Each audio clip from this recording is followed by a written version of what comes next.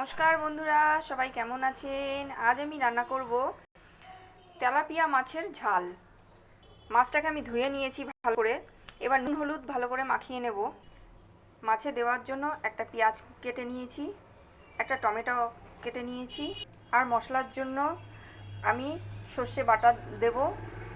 সর্ষে বাটার সাথে কয়েকটা কাঁচা লঙ্কা দিয়ে দেবো আমি। সর্ষেটাকে আমি বেটে নেব। কড়াইতে তেল দিয়ে এবার এক এক করে মাছগুলো আমি ভেজে নেব। মাছ আমার ভাজা হয়ে গেছে। কড়াইতে আর একটু তেল দিয়ে দিয়েছি। এবার পেঁয়াজগুলো দিয়ে দেব। পেঁয়াজ কুচিটা দিয়ে দেব। পেঁয়াজ কুচিটা একটু লাল লাল করে ভাজা হলে টমেটো দিয়ে আমি সর্ষে বাটাটা দিয়ে দেব। এবার টমেটো কুচিটা দিয়ে দেব। পরিমাণ মতো নুন দিয়ে দেব, হলুদ দেব, বেটে রাখা সর্ষেটা দিয়ে দেব।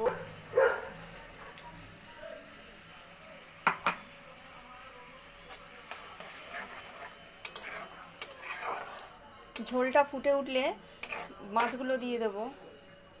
ঝোল আমার ফুটে উঠেছে, এবার মাছগুলো আমি দিয়ে দেব। মাছগুলো দিয়ে আমি আরেকটু ফুটিয়ে নেব। তেলাপিয়া মাছের ঝাল বন্ধুরা একদম রেডি। গরম গরম ভাতের সাথে বন্ধুরা দারুণ হয়েছে খেতে। গরম গরম ভাতের সাথে বন্ধুরা আমি তো ভাত নিয়েই নিয়েছি।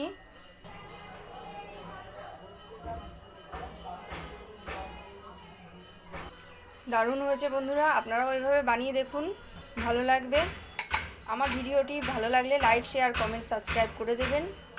তো আজকের মতো বন্ধুরা টাটা।